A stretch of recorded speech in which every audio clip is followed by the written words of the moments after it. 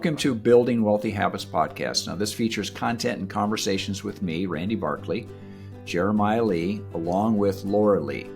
On this podcast, we share financial advice from a team of certified financial planners, including a California licensed attorney, an MBA professional with collective experience of over 40 years.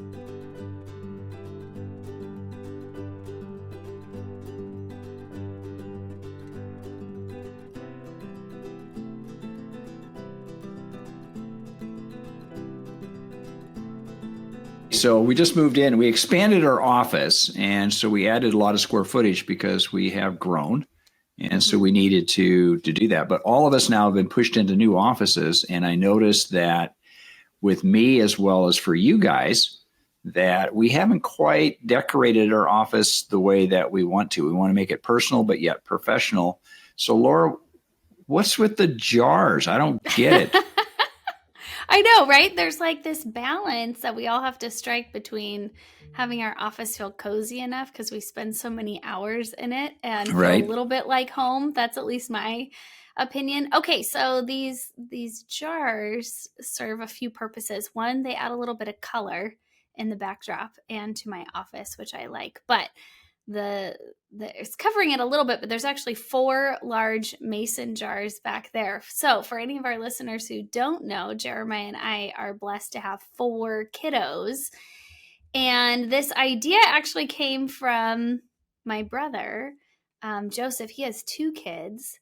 And at some point along their childhood years, he saw this somewhere and kind of held on to it, which is this idea of quality of time comes out of a quantity of time. And so I have described to a few people what these jars represent, and most of the people think I'm a little crazy. But it's going to tie into this week's content. So just in brief, each one of those jars, there's one for each one of our kids.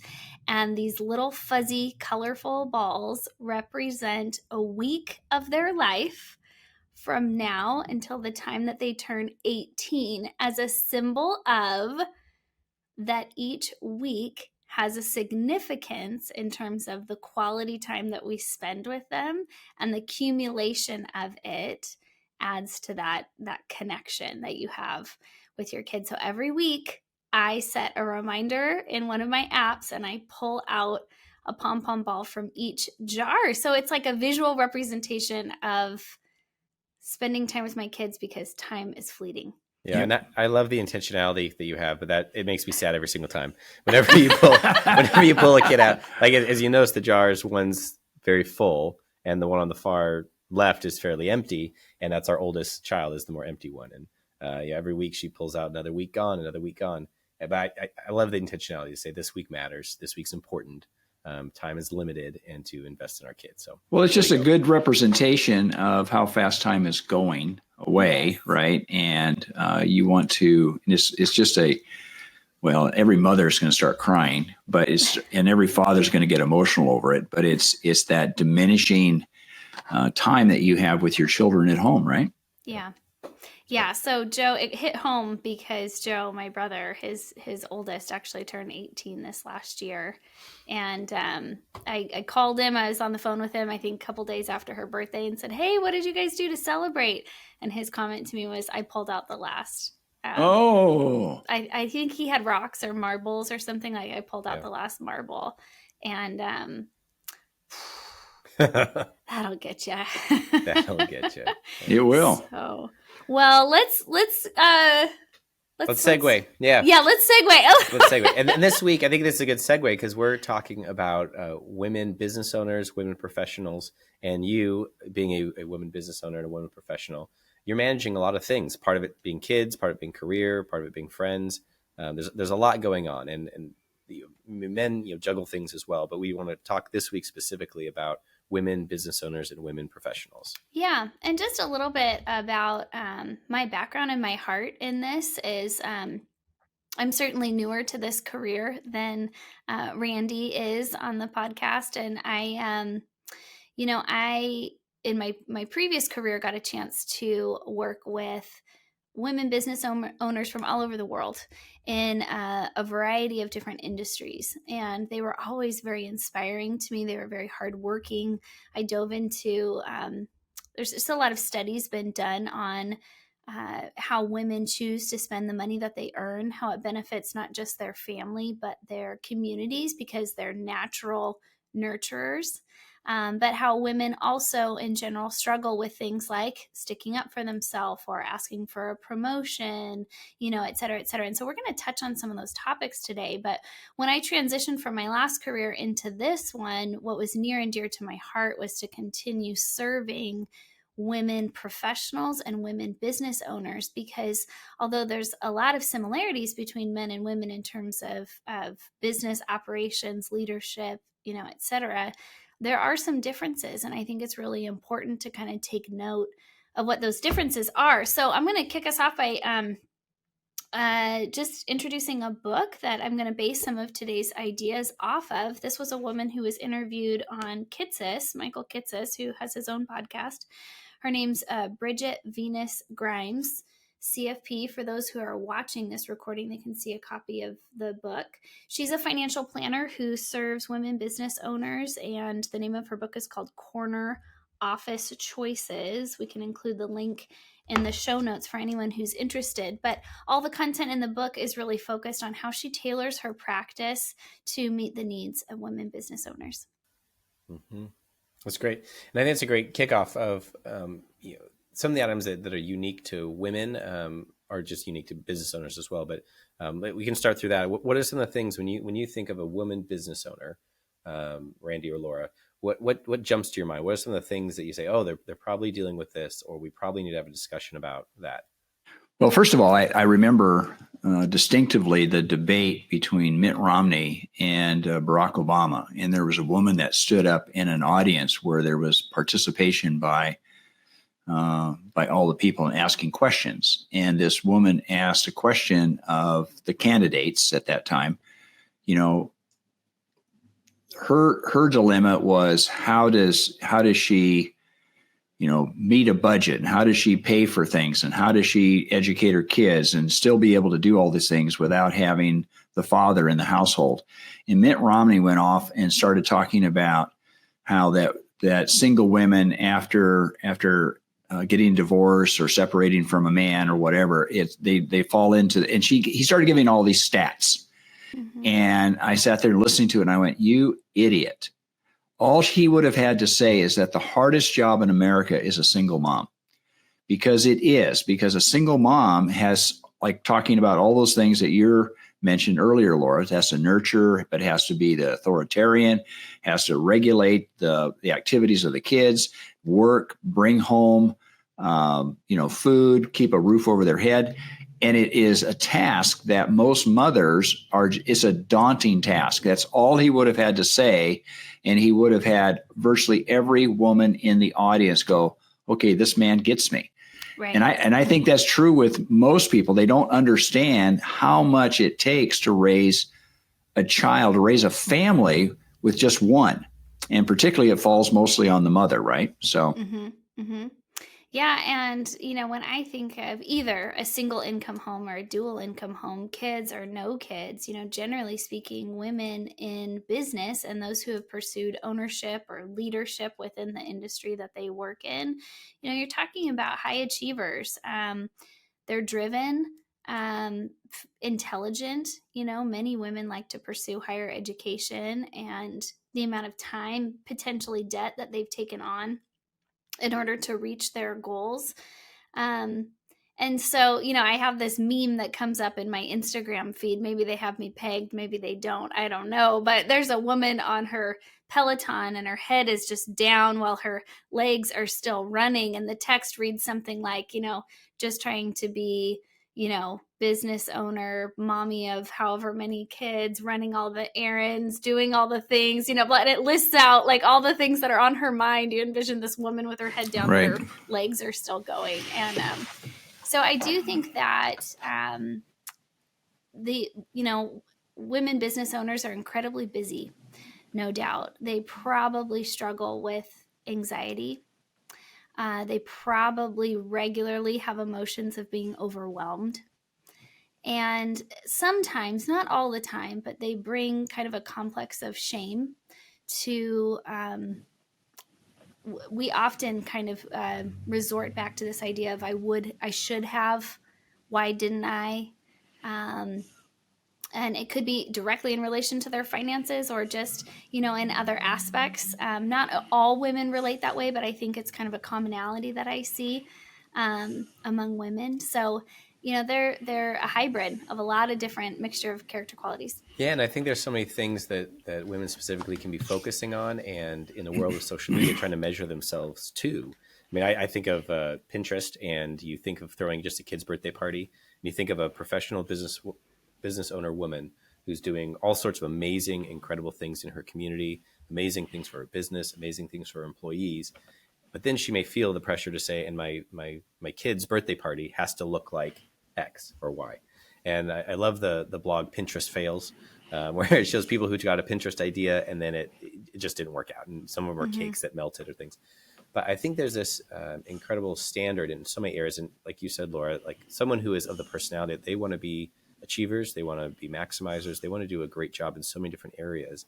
And I think women are held to different standards than men are in some of the things that are just outside of work. Like if a male business owner does a good job in his business and is kind of absent in other spaces, I think society might give them more of a free pass. I think unfairly, but they might give them more of a free pass. Whereas like a woman may not feel that. And whether it's an outside pressure or just an internal, this is who I want to be. This is how I want to show up for my family. There's a dynamic there. And I think part of the financial advising in this space is kind of breathing some life and some peace into not just, what they're doing at work, because they're the experts in that, but how that work effort is translating into their future finances, their current finances, that they're actually making the progress financially that they want to and desire to, rather than for any gender, any person, but spinning their wheels without that financial planning to really make progress in their life. So how I think this spills over into kind of our unique process and approach that we would take to financial planning for a woman business owner is that, as a company, we have spent time being trained and also experiencing the benefits of executive coaching. And a huge part of that process is laying a foundation of vision, goals. And so in our initial appointments and our first meetings with women business owners, whether independently or with their partner, we want to take extra time to start by listening to their dreams, their desires, their goals. I think there's many women that are constantly multitasking, constantly in the midst of whatever the daily tasks are, that to sit and think just singularly about what their long-term vision or goal is a luxury. Yeah. And so we want to create extra space in that meeting where they are invited to vision, dream. It could be just a first draft. Right. And that's okay. But they're just acknowledging that where they set a goal, we can come alongside them to help them make informed decisions where their finances support where they ultimately want to go, both for themselves, but for their family, the legacy they want to create, the community that they want to support. And so that's one of my favorite parts of this process that I do think is unique, is exercising our active listening skills as advisors. We're trained to do that, but also implementing some of those executive coaching mechanisms where we kind of walk through a vision setting session. Yeah, and I think that what my recollection is that when I meet a woman who has very specific financial needs, oftentimes a woman, there are now people that choose a career. They choose a path from the time they enter college, they graduate from college, and they have a path of business or economic activity. But there's a lot of women who are kind of thrown into it. So their husband dies, and they now have inherited a business. There's a divorce. There's circumstances that throw them into that. And I think at that stage, oftentimes in that situation, they didn't prepare for it. And there's just this, what do I do now? And I think for us, we've had many clients that we've worked with over the years that have fallen into that category. And, kind of reiterating what you were just talking about, Laura, listening is critical. Hear everything. Be empathetic, because, again, as a man, I may not see the world the same way that she would. And I think it's really important that we get a good clarity as to what they see and what their circumstances are, and then take the steps on building a solid financial future for them, right? Right. And I'm going to kind of build you up here, Dad, for a minute, because we were just in an appointment recently where there was a woman who was kind of thrown into managing her finances independently. In that case scenario, she was a widow, but you also talked about divorcees, where depending on their familiarity with their finances, you created a space where she could ask questions, any questions, no matter how fundamental she thought that they were. What does that, acronym stand for? What does that mean when you do this? And, that's another space that we want to create, is ask all the questions. Now, I want to acknowledge that there are more women in control of their investments than ever before. The statistics continue to increase. How many women are now looking at their retirement accounts, are knowledgeable about investment choices, maybe even doing some of their own investing. So, women are becoming more and more sophisticated in general to manage their finances. But regardless of their background or the way that they were raised or how their parents were knowledgeable or not about finances, we always want to create a space where they can ask questions wherever they are in that process. Yeah. And I think that concept that you're both kind of discussing, I mean, we use the word ally a lot, of someone having an ally. I mean, I recently worked with a female business owner that has incredible income. She's built a really robust engine in her life that's creating great income. But this is new to her. She did not come from a background of having strong finances. Her parents did not impart any sort of useful tools to her. And so she is doing phenomenally, but she feels in this area of her life a little inept or unprepared. And it's been a joy to come alongside her just to say, no, you've got this. You are incredible. Like, you are taking over the world in what you're doing in your business. But to be an ally, to equip her with those, like you said, have a safe space to ask the silly questions, to understand some things, to really, spend the time to drill down to the point that she doesn't get. So when she leaves a meeting, when she leaves something, she feels empowered, equipped to do all the things that she already could do. It's just, She now has that confidence, that ally who is able to bolster her up a little bit and answer those questions and get her on the right path. The other piece that I think is so meaningful, and this is for any business owner, but once you've got that vision, once you've got that idea of where you want to go, now it's structures. Like, you need some real structures in your life to say, okay, $15,000 goes into that account, or $10,000 goes into this different financial thing. And that's part of, I think, the financial plan. That's that next step, is once you have a vision, once you know where you're headed, once you know where you want to get to, there's some real work, some real math to figure out what structures do you need to have in your life, so that when you get to the end of a month and there's $2,000 left over, like, exactly where to put it. You're excited about the future that's going to build for you. I think for a woman, all the more, especially one who feels the weight of carrying their family, perhaps, to have some really useful structures put in place. I have so much fun with that part of our job, because we have no desire to be on the front lines of someone else's life.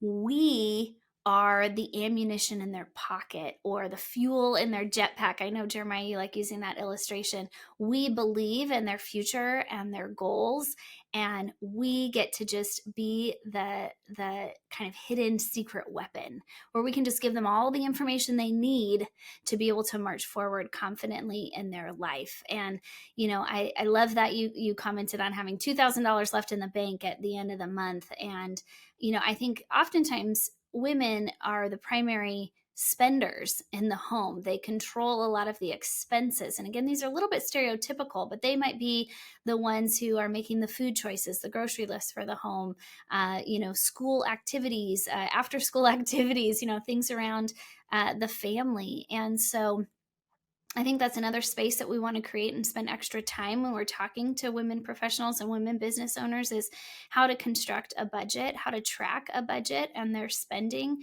in a way that is manageable. Again, going back to the characteristics, these women are busy. busy. Efficiency is key. I don't want to also gloss over the fact that we make time available when our clients are available. So if that's for 15 minutes at 6:30 in the morning, guess what? We'll be there, and we'll make it efficient. And so, again, just kind of some of that budgets, maneuvering techniques, things to make their life more efficient is really helpful. And we see with people, I think, with all different levels of this. Some people come in, they've got a budget, they know what they're doing, and we need to talk about investing. We need to talk about building their future.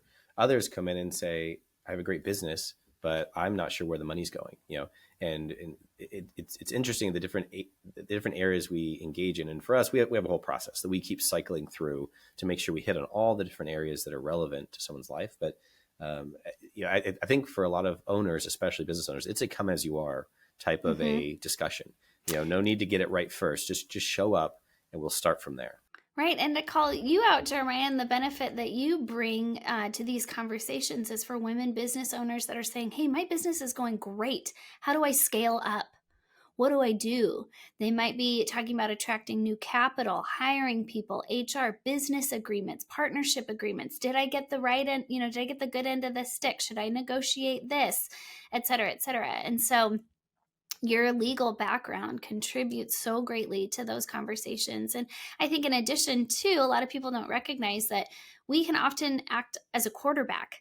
So we come down and we look at the holistic financial plan, but we also have a great list of resources that we can refer people to. So I mentioned executive coaching. We've got a team of executive coaches that we can refer to our clients if that's something that they need. CPAs, et cetera, networking opportunities if they want to be more connected in their community. And so I think that oftentimes we can just be a conduit to expand the resources that will benefit, again, where they want to go with their future.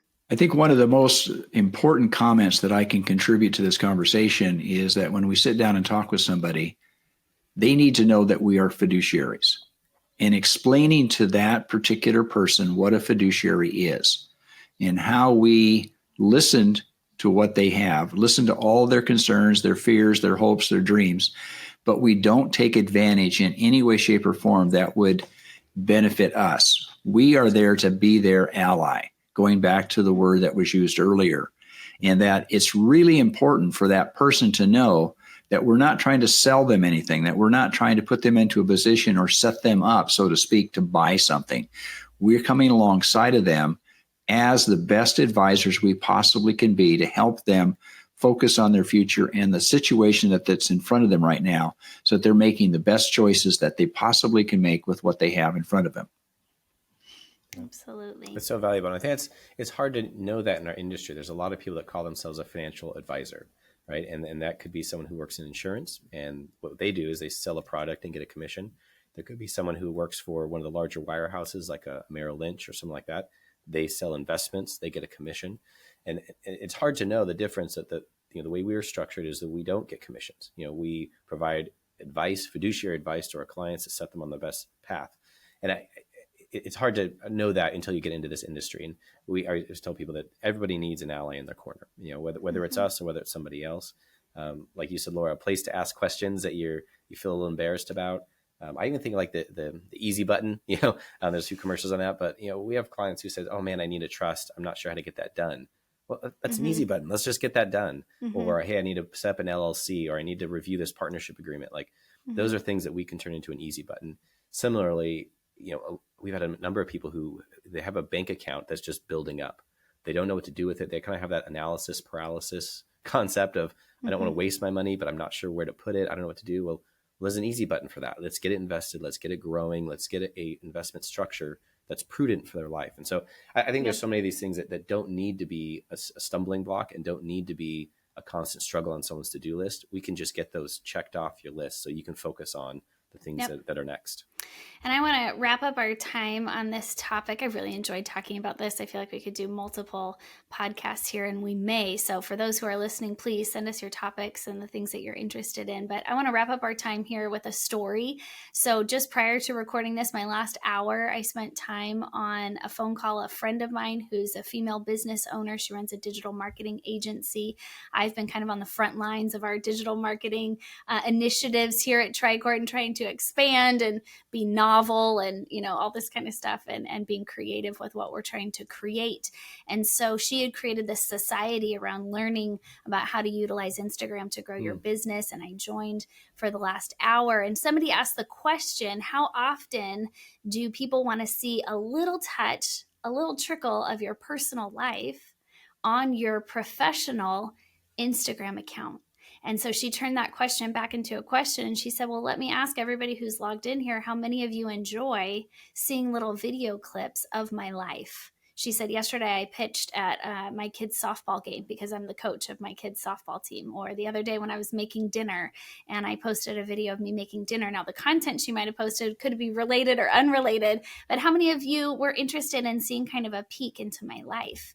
And she talked about having a set of values that trickle throughout your professional and your personal life and making those evident. And so that's how I want to end the podcast today. It's just an encouragement for all women professionals and business owners out there that when you come meet with your financial advisor, we'd love to meet with you. This is a space where your personal life and your professional life and the values that you share will be upheld when we talk about creating a financial structure to support your vision and your future. We want to know all sides of your life. And that to me is that reflection of holistic financial planning. So thanks so much for listening. Until next week, folks, may you grow in wisdom and knowledge. Thank you for listening.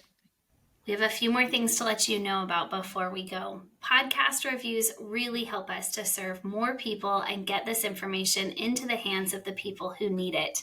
Please leave us a review. Even if it's not 5 stars, we welcome the feedback. And we invite you to let us know what topics you would like to hear more about or what would benefit the people in your life who you're closest to. We have more resources online. Those resources are designed to help you share this great information easily with people in your life. To access those resources, please visit tricordadvisors.com. Often we hear from clients that they wish they had talked to us sooner. If that's you, we'd be thrilled to see how financial planning can benefit your life.